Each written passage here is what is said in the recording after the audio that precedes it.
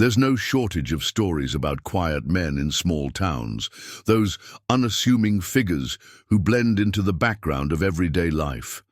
But perhaps none left a more lasting impression than Michael "Ghost" Sullivan, the silent gas station attendant, whose mere presence would later send shivers down the spines of even the most hardened outlaws. A man who once quietly stated, "Some people choose violence to make themselves feel powerful.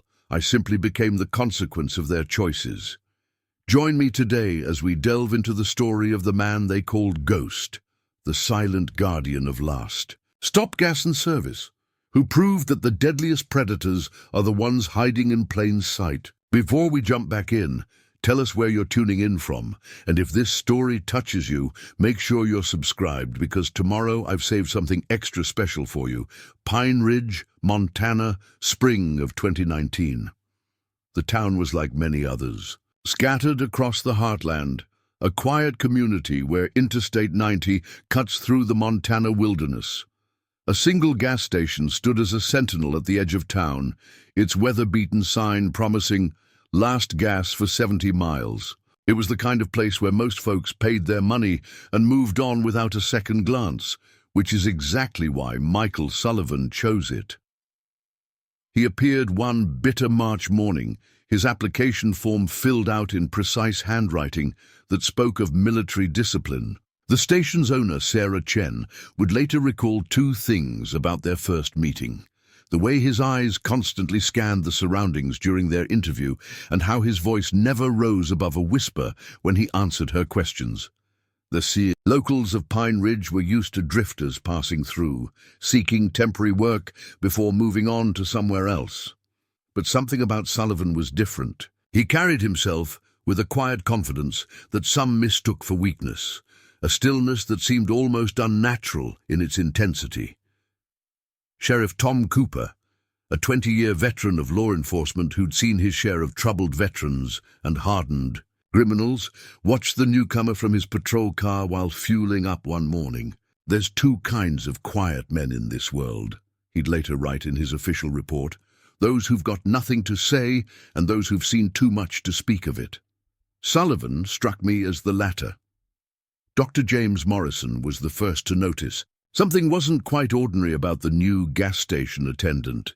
Stopping for coffee one early morning, he witnessed Sullivan helping a stranded elderly couple change a flat tire. The precision of his movements, the way he positioned himself to always keep sight of the highway, and the calluses on his hands that spoke of experiences far beyond the demands of pump service, all of it told a story that didn't match his current occupation.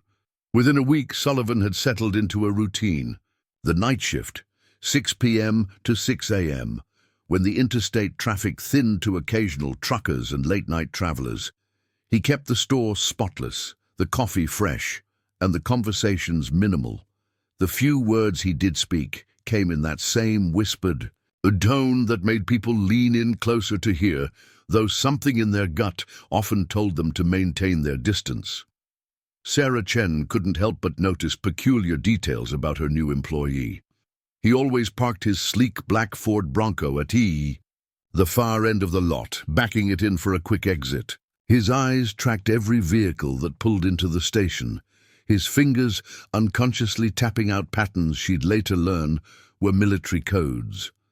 And despite the late hours and remote location, he never seemed concerned about potential robbery attempts.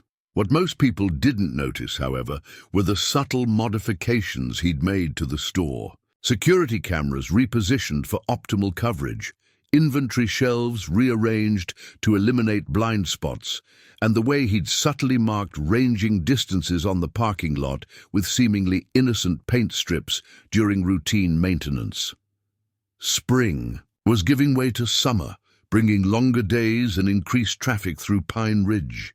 But with the warmer weather came rumors of trouble brewing on the horizon. Reports of a notorious biker gang, the Steel Serpents, moving through the region, leaving a trail of vandalized businesses and terrorized communities in their wake. As fate would have it, their path would soon cross with the quiet man who ran. The night shift at last stopped gas and service, and Pine Ridge would never be the same. Sheriff Tom Cooper's office sat at the edge of Pine Ridge's main street, its windows offering a clear view of the interstate exit that fed travelers to Last Stop Gas and Service. It was here that he first received the alert about the steel serpents, a bulletin warning of their movement through 3 states. 15 confirmed members, the report read, with possibly twice that number in associates. Approach with extreme caution. The truth about Sullivan might have remained a mystery if not for the arrival of retired Marine Corps Master Sergeant James "Jimmy" Martinez that spring. The veteran had stopped for fuel on his way to Seattle, but the moment he saw Sullivan moving through the store with that distinctive economy of motion, he froze, coffee cup halfway to his lips. "Sweet Jesus," he whispered, drawing Cooper's attention. The sheriff had chosen that moment to make his evening coffee run. "I thought he was dead." Before Cooper could ask for clarification, fate intervened in the form of thundering engines. 3 motorcycles roared into the station, their riders wearing the leather cuts of the Steel Serpent's advance scouts. The gang's reputation preceded them, a trail of broken businesses, assaulted clerks, and law enforcement too overwhelmed or intimidated to stop them. Cooper watched as Sullivan emerged from behind the counter, his movements unhurried, but purposeful. The bikers spread out through the store, one heading for the beer cooler, another to the snack aisle, while their leader approached the register. Their tactical spacing wasn't lost on Sullivan or Cooper. "Heard this is the last gas for quite a stretch," the lead biker drawled, his leather cut identifying him as Razor. His eyes darted around the store, taking in the security cameras, the clear sightlines, the lack of hiding spots. Something about the layout made his instincts twitch. Sullivan's response came in that familiar whisper, 70 miles to the next station. His hands remained visible on the counter, but Cooper noticed how his feet had shifted into a familiar stance, one taught in close-quarters combat training. Razor leaned forward, tattoos visible on his neck above the leather collar. "Gonna be seeing a lot more of us soon. Whole chapter's heading this way. Best make sure you're properly stocked."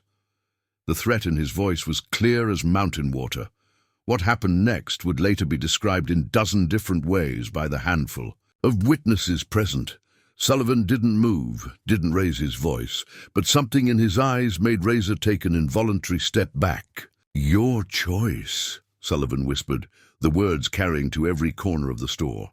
Master Sergeant Martinez, watching from near the coffee station, would later tell Cooper what he saw in that moment. That wasn't a gas station attendant standing there, he'd say, his voice heavy with memory. That was the ghost of Kandahar, the one-man QRF who held off 60 Taliban to protect a downed medevac team, the man who could put a 338 through an enemy's heart from 2 kilometers out in a sandstorm. The bikers left without further incident, but everyone present felt the shift in the air. Something had changed. The quiet man behind the counter wasn't just any veteran trying to find his peace. He was something else entirely. In his office that evening, Cooper sat with Martinez, pouring 2 fingers of bourbon into ceramic mugs. "All right, Jimmy," he said, sliding one mug across his desk. "Tell me everything you know about our gas station attendant." Martinez stared into his drink, his weathered face reflecting both respect and something close to awe. "Goes by Ghost in the community, though that name never made it into official records. Spent 15 years in special forces, most of it classified. The kind of operator other operators tell stories about. The kind who..." A distant rumble of motorcycles interrupted him, growing louder as more steel serpents rolled into Pine Ridge. Cooper moved to his window, watching the procession of headlights flowing toward Last Stop Gas and Service like rivers of malice in the gathering dark. The war for Pine Ridge was about to begin, and its first battlefield would be a simple gas station where a quiet man stood watch. Creating this story took considerable time and effort, so if you're enjoying it, please consider subscribing to our channel. Now, back to our story.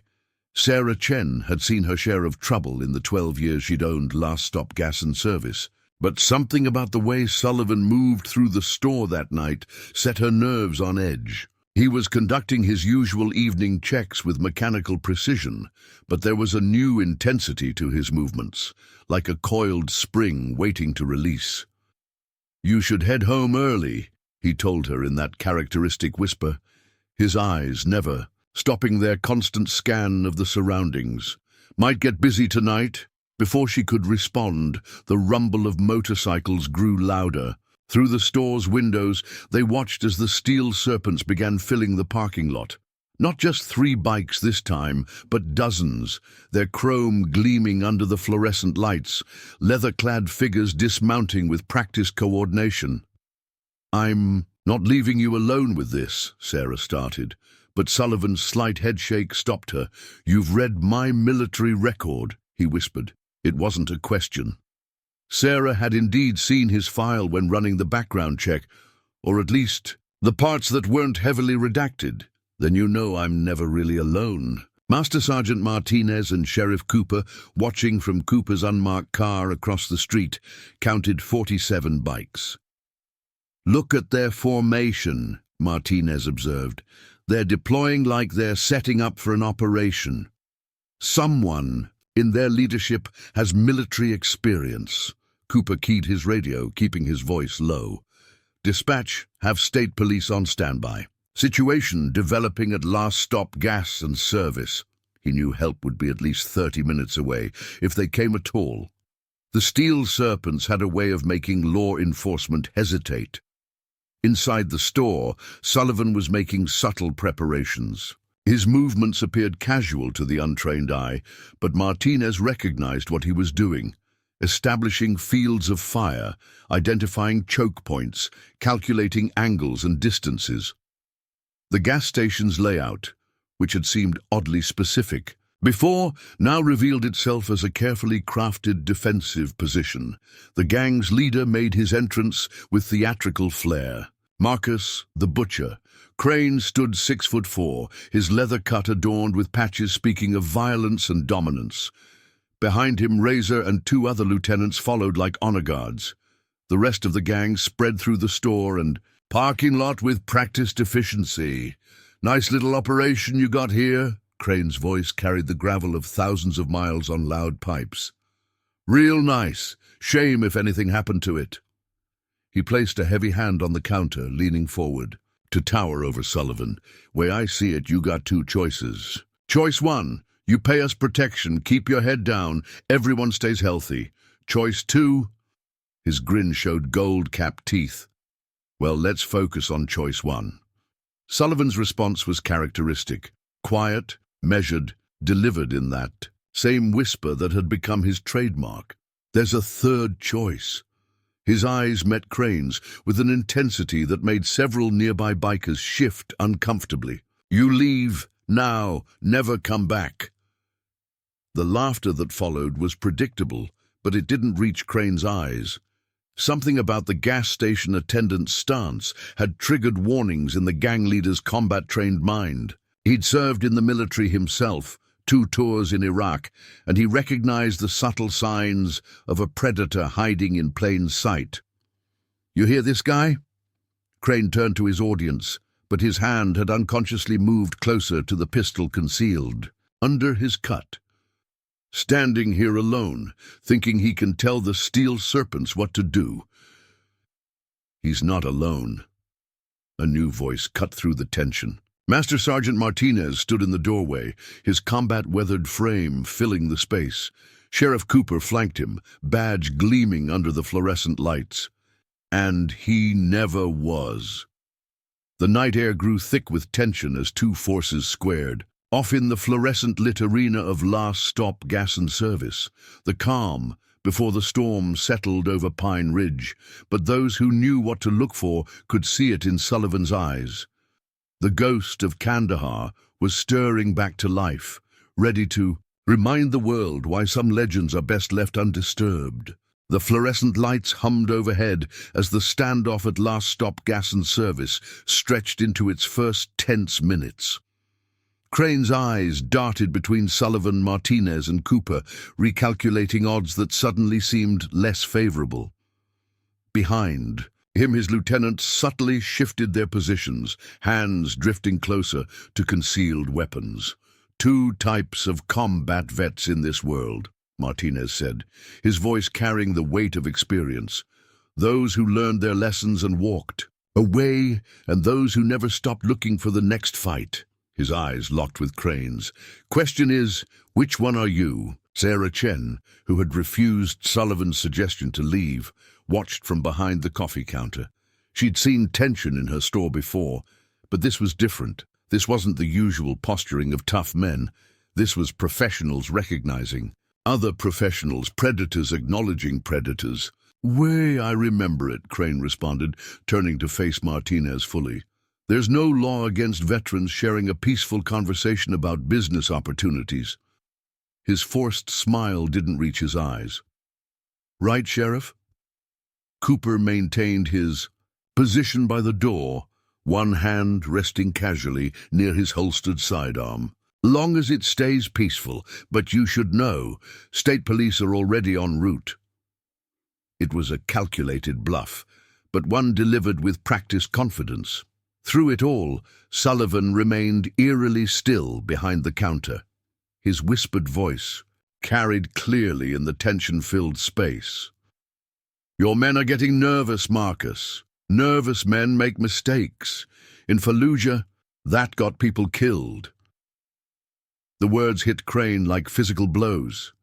His face hardened as he studied Sullivan with new intensity. "How do you—" He caught himself, but it was too late. The dynamic had shifted.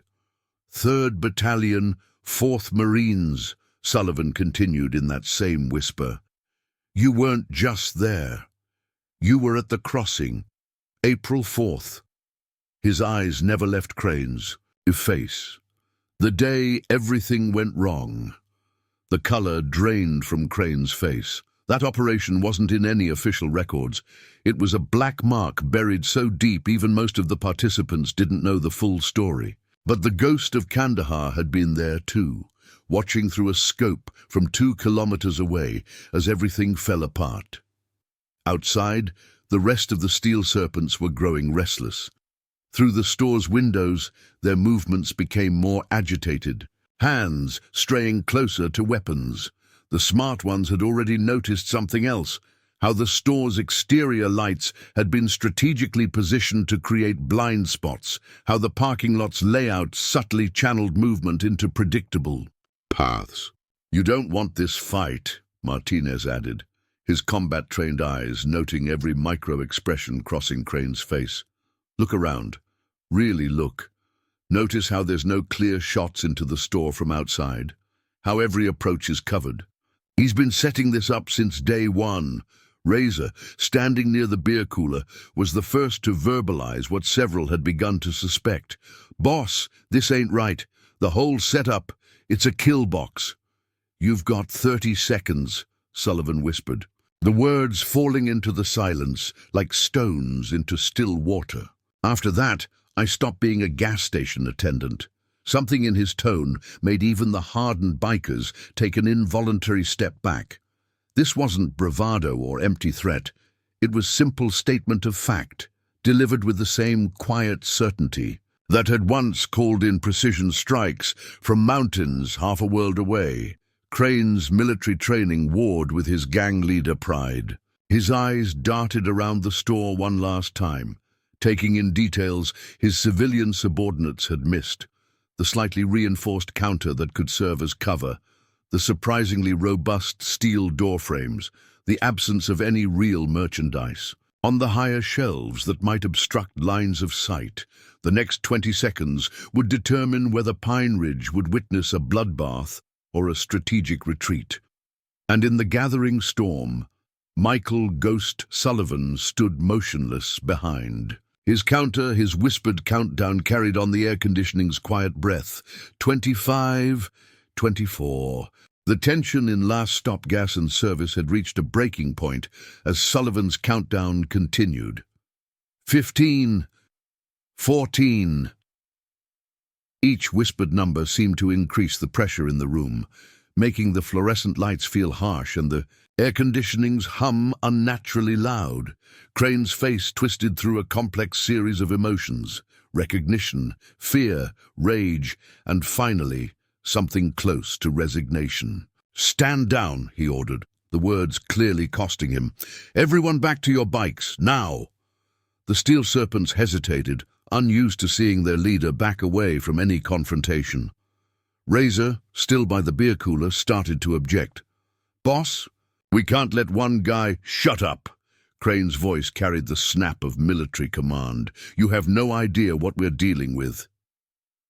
His eyes never left Sullivan as he addressed his gang. "That's not just some gas station attendant. That's the ghost of Kandahar." The name meant nothing to most of the bikers, but the way Crane said it, part awe, part fear, told them everything they needed to know. They began filing out, maintaining what they hoped was a dignified retreat, but looking more like wolves backing away from a larger predator. Master Sergeant Martinez watched them go with professional interest, noting how Sullivan's preparation had given them only one practical exit route. "Beautiful setup," he murmured to Cooper, channels them right past the camera, gets clear shots of every face. Crane was the last to move toward the door, his pride warring visibly with his survival. "Instinct. This isn't over," he growled, trying to salvage some authority from the situation. "Yes, it is." Sullivan's whisper carried clearly in the emptying store. "But you need to make a choice now, Marcus. The same choice you faced at the crossing." The gang leader froze, his hand on the door. Behind him, through the windows, his men were mounting their bikes, engines already rumbling to life. "You don't know anything about that day. I know everything." Sullivan's eyes held a weight that made even Martinez look away. "I know why you hesitated, why those civilians died. I know what the official report says, and I know what really happened." Sarah Chen, still watching from behind the coffee counter, saw something break in Crane's expression. The gang leader persona cracked, revealing the haunted veteran beneath. "We all made choices that day," he whispered, matching Sullivan's quiet tone for the first time. "Yes, and now you're making another one." Sullivan's voice remained steady. "You can leave Pine Ridge, take your men somewhere else, or—" He let the alternative hang in the air, unspoken but clear. The silence stretched for several heartbeats before Crane spoke again, his voice heavy with memory. "You were there. The sniper who covered our retreat. The one they said didn't exist. I exist." The simple statement carried volumes of meaning. The question is, does the butcher need to exist? Outside, the motorcycle's rumble had taken on an impatient edge. Crane looked at Sullivan one last time, then at Martinez and Cooper, before pushing through the door without another word.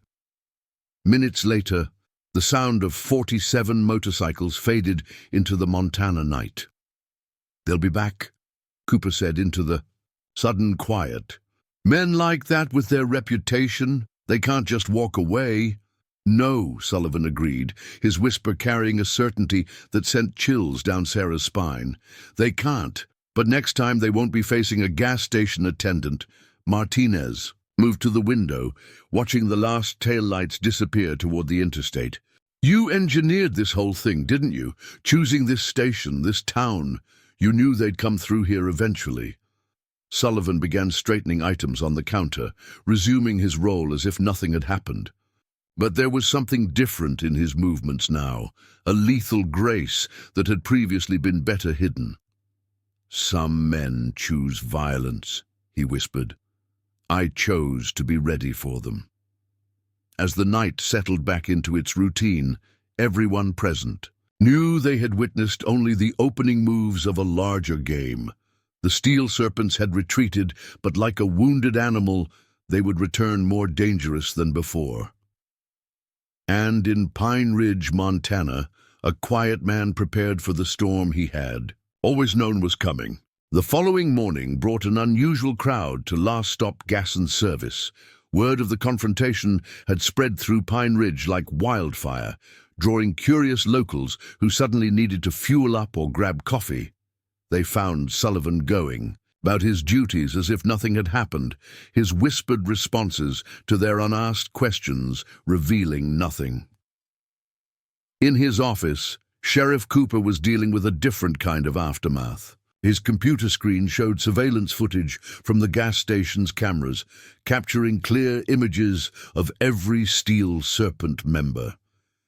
23 known warrants between them, he told Martinez, who had stayed in town at Cooper's request, including 3 for Crane himself. Martinez studied the footage with professional interest. You won't take them with badges and paperwork. Men like that, when they come back, they'll come looking for war. If they come back, Cooper corrected. Oh, they'll be back. Martinez's weathered face was grim. You saw Crane's eyes. Men like him can't walk away from a challenge to their authority. Their whole organization is built on fear and reputation. Sarah Chen arrived at the station earlier than usual, finding Sullivan in the back room methodically checking inventory. But his attention wasn't on the stock sheets. He was studying. Building blueprints spread across a small desk. You knew this would happen, she said. It wasn't a question. When you applied for this job, chose this location, you were setting a trap. Sullivan's whisper carried no apology. I chose a defensive position, one that needed protecting. His fingers traced lines on the blueprint. Your family built this place in 1985. The original plans show something interesting. Sarah moved closer, looking where he pointed. The basement storage area. Dad had it reinforced during the Cold War, his own private fallout shelter. She smiled at the memory. Mom thought he was paranoid. He was wise. Sullivan rolled up the blueprints. When things get bad, that basement might save lives. Across town, Dr. James Morrison was sharing breakfast with Martinez at the local diner. The morning crowd gave them a wide berth, conversations dropping to whispers as people stole glances at the Marine who had stood with their mysterious gas station attendant. I treated him once, Morrison said, stirring his coffee. Nothing serious. A minor cut from a broken glass. But I noticed things. Scars that told stories, the kind of damage you don't get from normal combat. Martinez nodded. High-altitude insertion injuries, shrapnel patterns from close-quarter fighting, the marks of someone who spent years doing the kind of work that doesn't make it into official reports. How bad will it get? Morrison asked. When they come back? Depends on how much Crane remembers. Martinez's voice dropped lower. That day at the crossing, it wasn't just a military operation gone wrong. It was something else. Something that got buried so deep, even most of us who were there don't know the full story. Back at last stop, Sullivan was making his own preparations. Security cameras were adjusted, inventory subtly rearranged to create better cover positions. Sarah watched him work, noticing how he moved with the same precise economy of motion that had first caught her attention during his job interview. I should be scared, she said, surprising herself with the admission. There's a gang of violent bikers threatening my station, but watching you work, it's like seeing someone prepare for a storm they've weathered before. Sullivan paused, something softening in his usually guarded expression. In Afghanistan, we had a saying, the best defense isn't just about walls and weapons. It's about making your enemy question every step they take. By noon, new rumors were circulating through Pine Ridge. Truckers passing through reported seeing Steel Serpents gathering at a compound near the state line. Others whispered about weapons being stockpiled, reinforcements being called in. The calm summer day felt like the eye of a hurricane, a brief respite before chaos returned with greater fury. But in Last Stop Gas and Service, a quiet man went about his duties, his whispered voice carrying the certainty of someone who had seen storms before and knew exactly how to weather them. The truth about the crossing incident might have remained buried if not for the arrival of retired Colonel David Blackwood. He appeared at Last Stop Gas and Service 3 days after the confrontation with the Steel Serpents, his government issue. SUV covered in highway dust.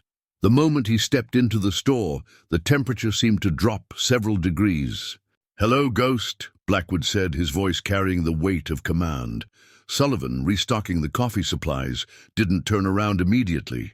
When he did, his whisper was even quieter than usual.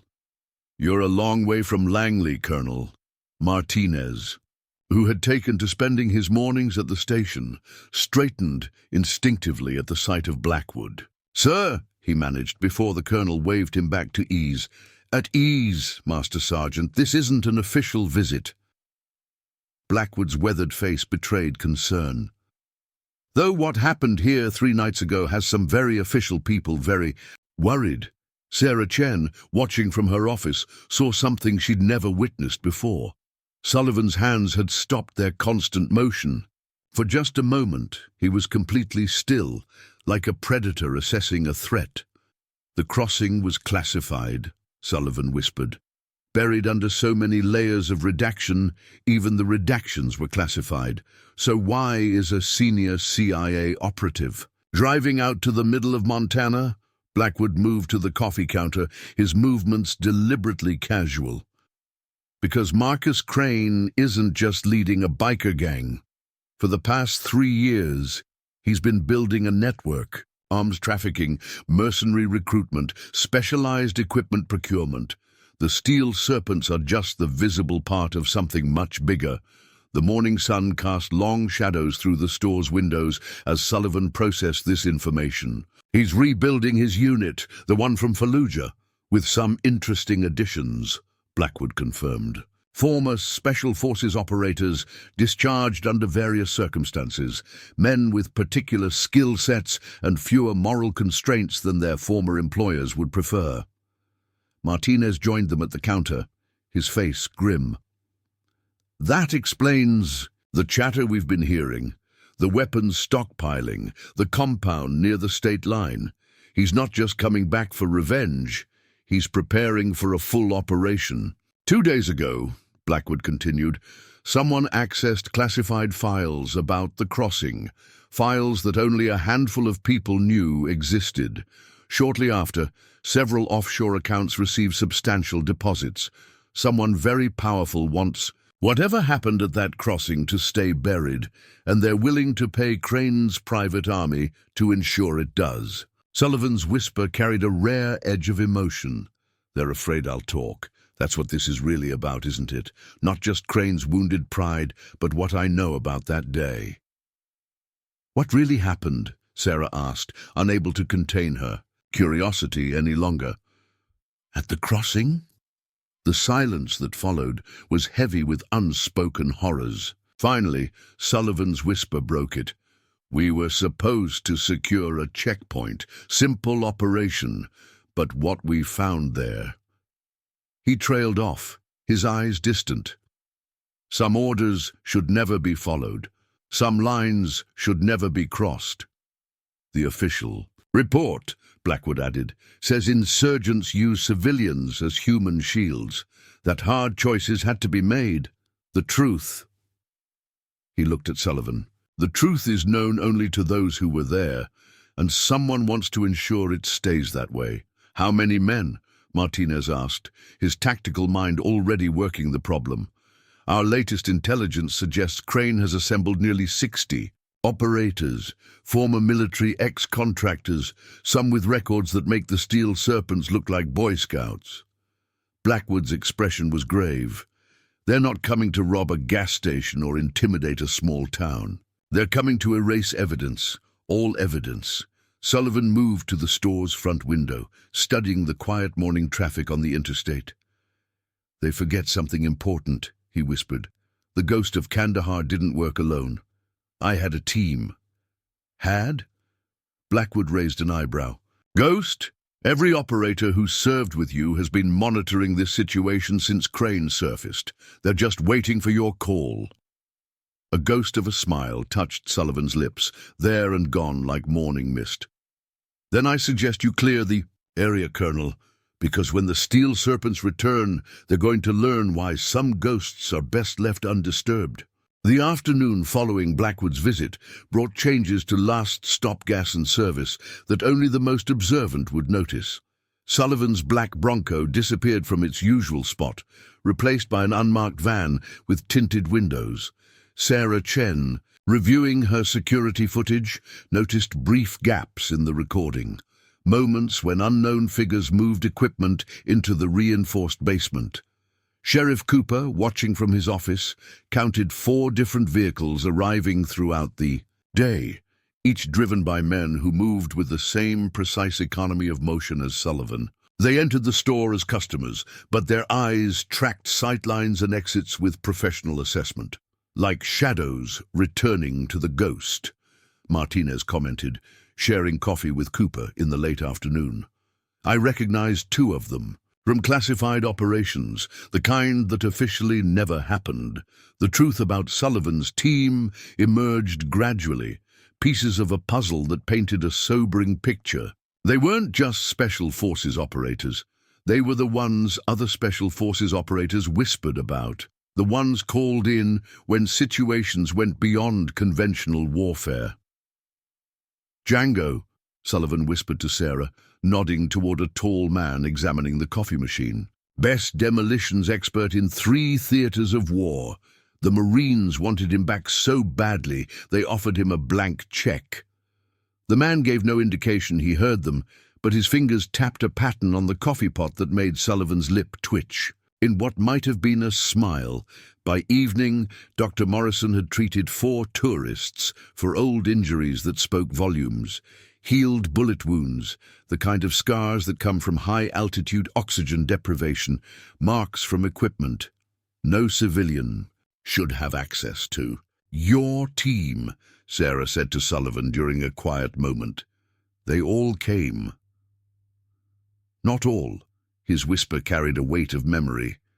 Some are beyond calling, but enough. More than enough. Colonel Blackwood, who had taken up temporary residence in Pine Ridge's small motel, received updates throughout the day. His phone calls grew increasingly cryptic. Yes, sir. Assets are in position. No, sir. Containment protocols are in place. Yes, sir. Complete deniability. The steel serpents weren't idle either. Truckers reported increased activity at their compound near the state line. Surveillance photos showed military-grade vehicles arriving under cover of darkness. Crane was marshalling his forces with professional precision. He's planning this like a military operation, Martinez observed, studying drone footage Blackwood had quietly provided. 3-pronged approach, vehicle-mounted heavy weapons, professional operators mixed with gang muscle for maximum chaos. Good, Sullivan whispered, surprising them all. At their questioning looks, he elaborated, military thinking makes him predictable. He'll follow doctrine, establish patterns, just like at the crossing. As night fell, Sarah discovered another modification to her store. The regular fluorescent lights had been supplemented with hidden UV fixtures.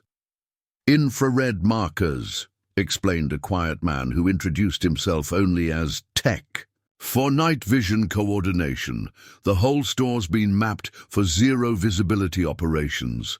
The basement had been transformed into a command center, encrypted communications equipment, weapons cache, medical supplies, everything a professional team would need for sustained operations.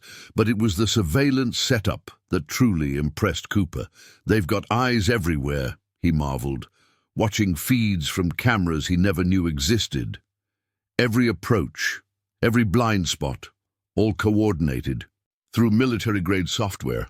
Sullivan spent the evening hours methodically checking equipment, his whispered voice occasionally carrying fragments of radio commands. Echo position confirmed. Django, charges set, perimeter sensors active. Before midnight, Blackwood made one final call.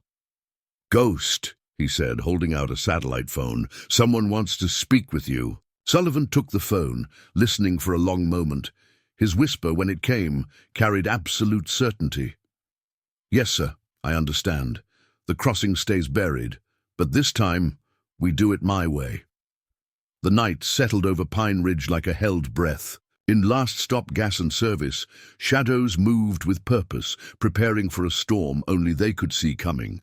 And at the center of it all, the ghost of Kandahar waited with the patience of a man who had made darkness itself his ally. The pre-dawn hours brought a tense calm to Pine Ridge. Last Stop Gas and Service stood like a sentinel in the darkness, its lights casting pools of fluorescent illumination across the empty parking lot.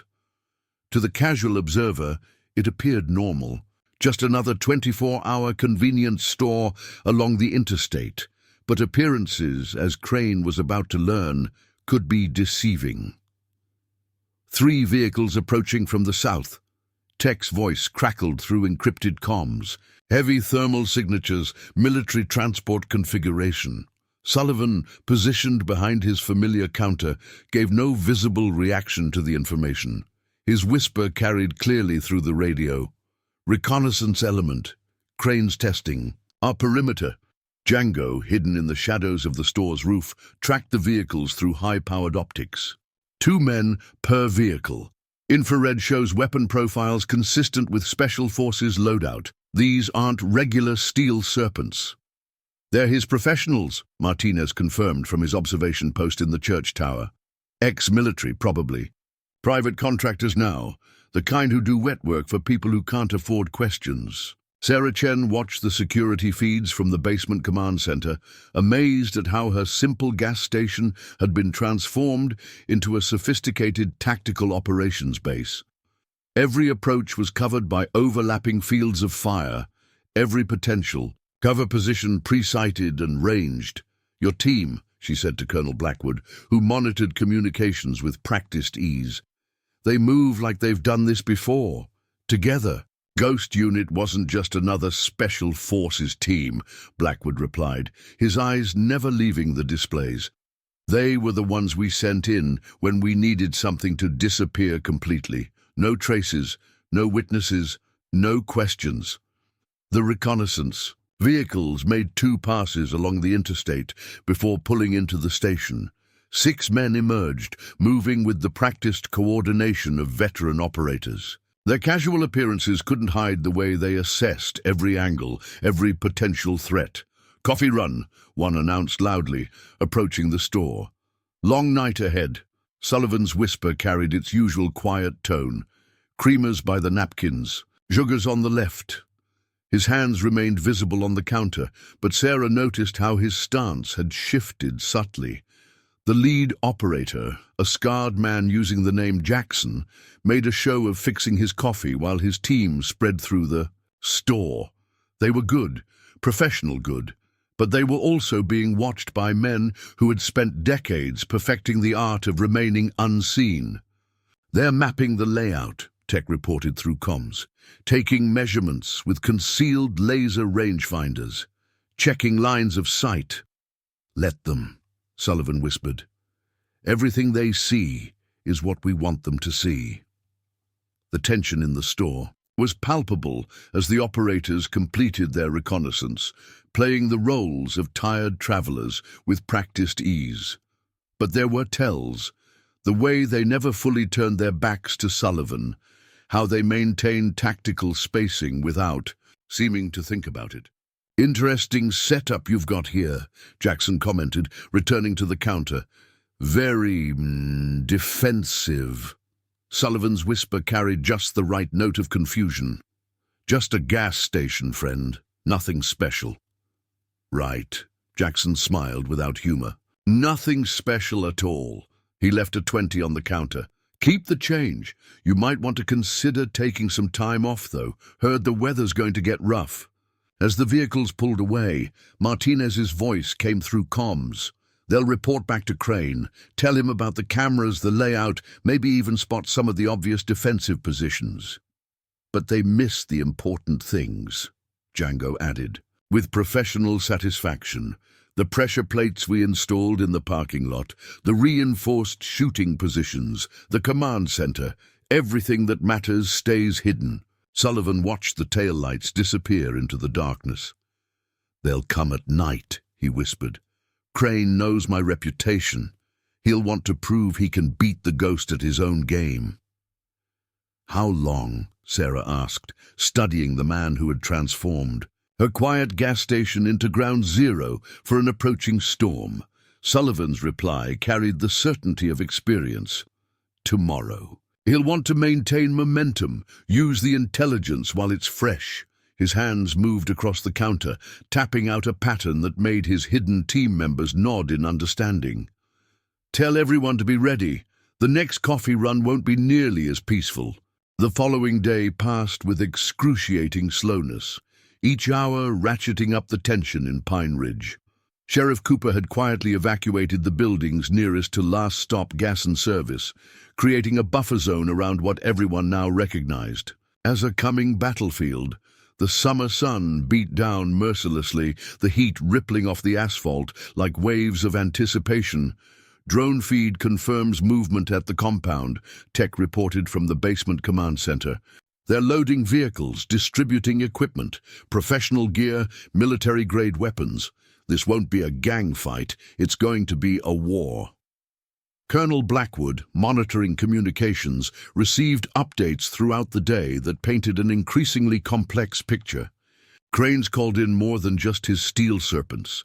I'm seeing former Delta, ex-SEALs, even some foreign operators, men who don't come cheap. Someone really wants to keep the crossing buried, Martinez observed, cleaning his weapon with practiced precision. Question is, what really happened there that's worth all this? Sullivan, maintaining his position behind the counter as if it were any other day, finally broke his silence. His whisper carried the weight of buried memories. We found something at the crossing, something that changed everything. Crane made his choice that day, followed orders that should never have been given. I made a different choice. Sarah, who had refused to leave her store despite everyone's insistence, watched Sullivan carefully. And now those orders are coming back to haunt everyone? Some ghosts never rest, he replied, his hands moving through their familiar pattern of checking and rechecking equipment. Some secrets are written in blood. As evening approached, Django reported from his rooftop position. Multiple vehicles, staging on the back roads. They're positioning for a coordinated approach. Thermal imaging shows at least 40 men, maybe more in covered transport. The sun began to set, painting the Montana sky in shades of blood and gold. The regular customers had long since been quietly turned away, leaving last stop gas and service sitting in artificial isolation. But it wasn't empty. Shadows moved with purpose behind its illuminated windows, and the darkness held secrets of its own. Remember Kandahar? Tech's voice came through the comms, carrying a hint of dark humor. They thought they had us surrounded. That night, too. Kandahar was different, Sullivan whispered. We were the hunters then. Weren't we always? Django replied, the sound of equipment being checked punctuating his words. You just made us look like the prey. Martinez, observing from his elevated position, noted how Sullivan's team had transformed the gas station's surroundings. Every approach had been subtly modified. Slight changes in the landscape that would channel movement in predictable directions.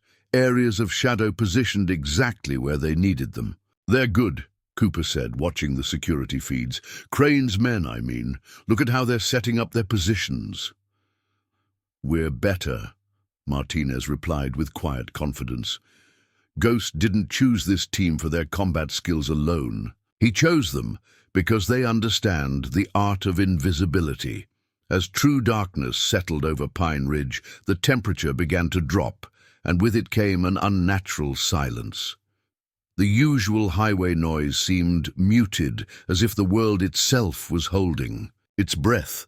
In the basement command center, monitors showed heat signatures moving into position with military precision. Sullivan's whisper came through the comms one final time. Remember your training. Remember why we were called ghosts, and most importantly, he paused, his hands completing one final check of his weapon. Remember the crossing. We carry that weight so others don't have to. Sarah, watching him from behind the coffee counter, finally asked the question that had been building all day. "Are you afraid?" Sullivan's response carried the calm certainty that had made him legendary. Fear belongs to the living. And tonight. His eyes met hers with an intensity that made her step back. "Tonight we're all ghosts." The attack began at midnight with a level of coordination that spoke of professional planning. The power lines to last-stop gas and service were cut simultaneously at 3 different points, plunging the station into darkness. Seconds later, EMP. Devices knocked out the backup generators, or would have if they'd been real. "First mistake," Tech's voice came through encrypted comms. "They're assuming standard infrastructure. Our power runs through buried lines from 2 miles out. Independent. System." The store's lights flickered convincingly, then died, creating the illusion of success that Crane's forces expected. In the artificial darkness, thermal imaging showed multiple teams moving in with military precision, using the cover of disabled lights to approach from predetermined angles. "Second mistake," Django whispered from his hidden position. "They're moving exactly where we want them." Sullivan stood motionless behind the counter, his whisper barely audible. "Wait for the third." They didn't have to wait long. Smoke grenades landed with practiced accuracy, quickly filling the store's interior with thick clouds designed to blind defenders and mask the attackers' approach. The sound of breaking glass came from multiple points as Crane's professionals breached windows and doors simultaneously. "Third mistake," Sullivan's whisper carried through the smoke. "They think this is about taking the store." What happened next would later be described by survivors in dozens of contradictory ways. The smoke, instead of providing cover for the attackers, seemed to come alive with purpose. Hidden UV lights activated, invisible to the naked eye, but turning the smoke clouds into an impenetrable maze for anyone wearing night vision equipment. "Contact front," one of Crane's men called out, professional calm already showing strain. "No visual on..."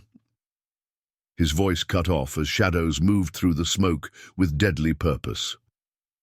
Sarah, watching from the basement command center, saw the battle unfold through multiple camera feeds.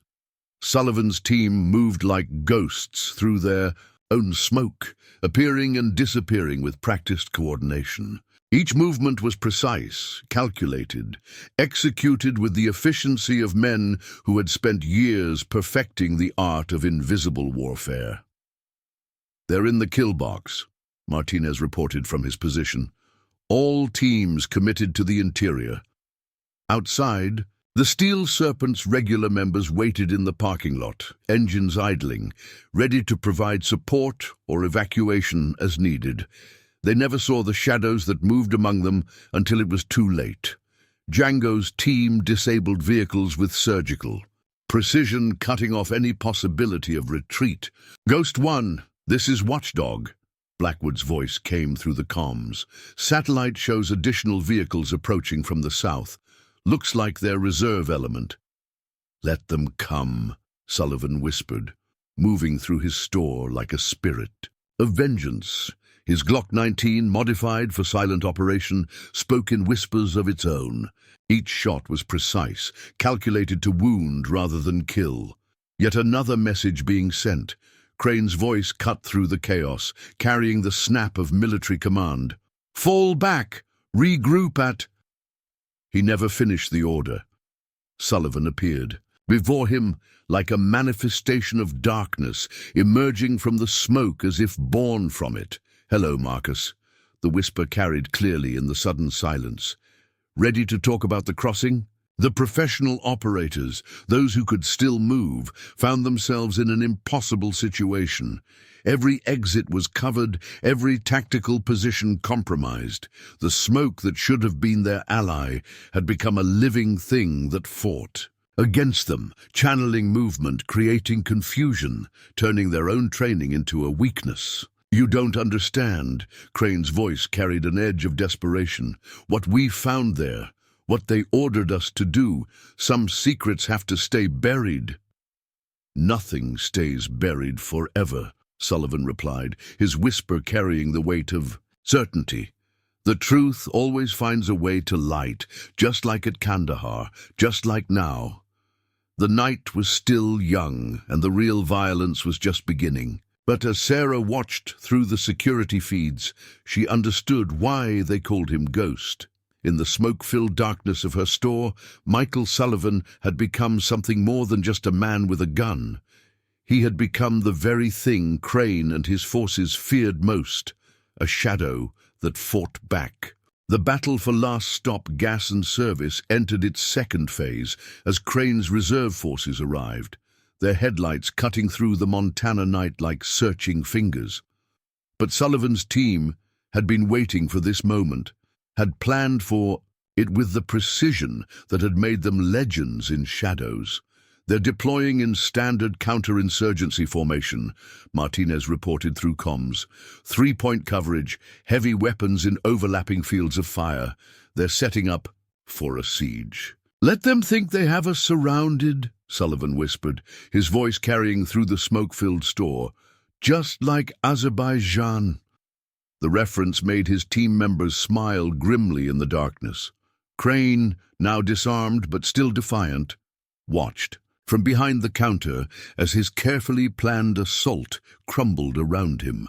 You have no idea what you're doing, he spat. The people behind this, the ones who paid us, they'll burn this whole town to keep the crossing quiet. Tell me about the bunker, Sullivan's whisper cut through Crane's bluster. What we found. Inside, what they ordered us to do.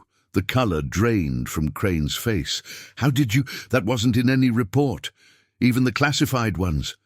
Because I was there, Sullivan replied, watching through my scope as you made your choice, as you followed orders that damned everyone involved. Outside, the night erupted in controlled chaos. Django's team had rigged the entire parking lot with sophisticated devices, not explosives, but a network of sensors and non-lethal deterrents that turned the environment itself into a weapon. Ghost One. Multiple tangos approaching from the east, Tech reported. They're using specialized equipment, thermal dampeners, signal jammers. Expensive toys, Sullivan whispered, paid for by people who want their secrets kept. The revelation hit Sarah like physical blow as she watched from the command center. That's what this is really about, isn't it? Not just about what happened at the crossing, but about who gave the orders, who's still trying to cover it up. Blackwood nodded, grimly. Some operations aren't meant to exist. Some orders are never officially given. But the consequences, he looked at the monitors showing the battle outside. The consequences are very real. The reserve force, now fully deployed, began their advance with professional precision. But Sullivan's team had transformed the battlefield into a haunted house of military tactics. Every approach triggered responses that seemed to come from nowhere and everywhere. You really want the truth out? Crane asked, watching the monitors. About the biological weapons we found? About the orders to eliminate witnesses? About who really funded those experiments? The truth is already out, Sullivan whispered. Dead drops in 27 countries. Time release encrypted files. If anything happens here tonight, if anyone in Pine Ridge gets hurt, it all goes public. The realization of what Sullivan had done swept through the store like a physical force. He hadn't just prepared for a battle, he'd engineered an insurance policy that turned the entire operation into a trap for those behind it. Outside, the night was alive with controlled violence. Django's team moved like shadows through the chaos they'd created, systematically disabling Crane's remaining forces with the precision of surgeons. The professional operators found their very expertise being used against them, every standard tactic becoming a vulnerability. Ghost One. Satellite shows additional vehicles approaching from the north, Blackwood reported, but these aren't Crane's people. Different signature entirely. I know, Sullivan whispered. right on time. The approaching vehicles carried no markings, but their arrival caused an immediate reaction among the remaining attackers. These were the real powers behind the scene, the ones who had paid Crane's force to bury the truth of the crossing once and for all. "What have you done?" Crane asked, real fear finally creeping into his voice. Sullivan's whisper carried a cold satisfaction. "I brought all the ghosts together. The ones who gave the orders, the ones who followed them, and the ones who chose to stand against them. Tonight, we finish what started at the crossing." The unmarked vehicles arrived with precision that spoke of government training, their black SUVs forming a perimeter around last stop gas and service. Men in suits emerged, moving with the unmistakable bearing of agency operators. At their center walked a silver-haired man whose very presence seemed to drop the temperature several degrees. "Director Wells," Blackwood muttered through comms, "head of Special Activities Division, the man who authorized the crossing operation." "And signed the death warrants," Sullivan whispered, watching through the store's windows. "His signature was on the original orders, the ones they tried to erase." Inside the store, Crane's face had gone ashen. "You planned this, all of it. The gas station, the steel serpents, you used us to draw them out." "Sometimes the best way to catch a predator," Sullivan replied, his whisper carrying through the smoke-filled air, "is to make them think they're the hunters." Director Wells's voice carried clearly through the night air, amplified by hidden speakers. "This is a classified operation now under federal jurisdiction. All civilian personnel are ordered to evacuate immediately." Playing it by the book, Martinez observed from his position. "Just like at the crossing, start with legal authority, end with buried bodies." But Sullivan had spent years preparing for this moment. Through the command center's monitors, Sarah watched as Django's team activated their final contingencies. Every attempt at communication from Wells's forces was intercepted, jammed, or redirected. They were isolated, cut off from whatever support they thought they had. "Sir," Tech's voice carried urgency. "Multiple news vans approaching from town, local and national networks. Someone anonymously tipped them about a major federal operation in progress." "Right on schedule," Sullivan whispered. His plan wasn't just about confronting old enemies, it was about ensuring the truth couldn't be buried again. Wells, realizing his position, attempted to regain control. "Ghost," he called out, using Sullivan's old call sign. "Those documents you found at the crossing, the research data, it was necessary. National security demanded difficult choices. Testing biological weapons on civilians?" Sullivan's whisper somehow carried across the parking lot. "Eliminating witnesses? Was that necessary too?"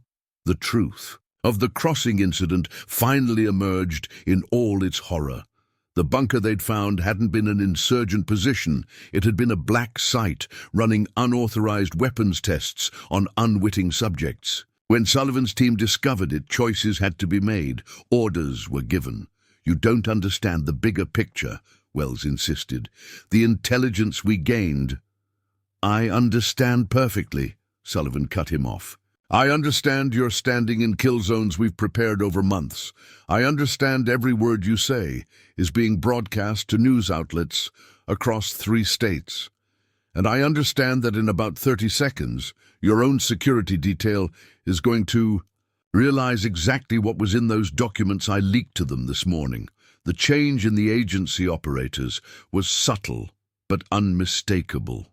Several had drawn back from Wells, their training warring with the horror of what they'd just learned about their own organization. "It's over," Sullivan continued, his whisper carrying the weight of certainty. "The experiments, the cover-ups, all of it. The ghost of the crossing isn't just me, it's every person who died there, every truth you tried to bury, and ghosts." He emerged from the store's entrance, moving with lethal grace. "Ghosts never rest until justice is done." Wells's hand moved toward his jacket, but he never completed the motion. Sullivan's team had materialized from the shadows, covering every angle. The agency operators, now fully aware of what they'd been protecting, made their choices. Weapons were lowered, positions surrendered. "You've doomed us all," Wells snarled. "When this gets out—" "That's the point," Sullivan replied. "The truth was always going to come out. The only choice was how." His eyes met Crane's. "Some of us learned that lesson at the crossing. Some of us had to learn it here." The night air filled with the sound of approaching helicopters, news choppers racing to capture the story of the decade. In Last Stop Gas and Service, a quiet man had engineered not just a tactical victory, but the exposure of decades of buried secrets. The ghost of Kandahar had become the spirit of truth itself, and no shadow could hide from that light. The aftermath of what would become known as the Pine Ridge Incident sent shockwaves through corridors of power across the globe. By dawn, Last Stop Gas and Service had become the epicenter of a media storm, with news helicopters circling overhead and reporters swarming the perimeter that Sullivan's team still maintained with professional efficiency. 3 congressional committees announced emergency sessions, Blackwood reported, watching feeds in the command center. Intelligence agencies in 6 countries are rushing to contain the fallout. Everything's coming to light. Sarah Chen, surveying her store in the morning sun, found Sullivan doing what he'd always done, quietly restocking shelves, cleaning surfaces, maintaining order in his own methodical way. But there was something different in his whisper now, a weight lifted. "The crossing wasn't just about what we found," he told her, straightening items with practiced precision. "It was about the choice we all faced, follow orders or follow conscience. Some chose wrong, some chose right, some didn't choose at all. Director Wells and his inner circle were taken into federal custody, their attempts at damage control shattered by the mountain of evidence Sullivan had methodically collected and distributed. The steel serpents, those who survived, found themselves facing questions about their role as unwitting pawns in a larger game." Crane, watching the sunrise through the store's windows, finally understood the full scope of what had happened. "You could have exposed this any time," he said to Sullivan. "Why wait? Why set up this elaborate trap?" "Because documents can be buried," Sullivan whispered. "Witnesses can be silenced, but when the truth comes out like this, in front of the whole world—" He gestured to the media circus outside. "Some things can't be hidden again." Martinez, cleaning his weapon one final time, smiled grimly. Ghost always did like his object lessons, making sure everyone learns at the same time. The truth about the crossing emerged in all its horrifying detail. The illegal weapons tests, the civilian casualties, the chain of command that had authorized it all. But more importantly, the story emerged of those who had stood against it, who had chosen conscience over orders. Django's team began disappearing with the same efficiency they had shown in battle, melting away like morning mist. Each had played their part in Sullivan's intricate plan, turning a simple gas station into the fulcrum that levered open decades of secrets. "Will you stay?" Sarah asked Sullivan as the day progressed, watching him continue his routine as if nothing extraordinary had happened. His whisper carried a hint of something new, perhaps peace, perhaps purpose. "Some ghosts need to rest," he replied. "Others need to stand guard." Sheriff Cooper, dealing with the influx of federal agencies and media, found himself reflecting on the quiet man who had transformed his town. 2 kinds of quiet men, he mused. To Martinez, those who have nothing to say, and those who say everything that needs to be said, Martinez finished, in ways that can't be ignored. As evening approached, the media began reporting a new development. Across the country, other witnesses were coming forward, other secrets emerging. Sullivan's revelation had triggered an avalanche of truth that no amount of bureaucratic power could contain. "You knew this would happen," Blackwood said, preparing to depart. "One truth exposing another, until the whole house of cards falls." Sullivan continued his work, his whisper carrying the certainty that had made him legendary. Some battles are fought with bullets, others with truth. The ghost of Kandahar did both. Last stop.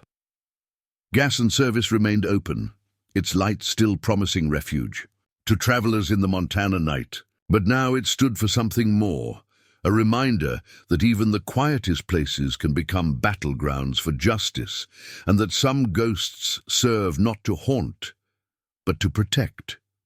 And if travelers passing through Pine Ridge noticed how their quiet gas station attendant moved with unusual grace, how his whispered greetings carried the weight of hidden depths, they simply added their own stories to the growing legend. After all, some ghosts are best left to their chosen posts, standing guard over truths that must never be buried again.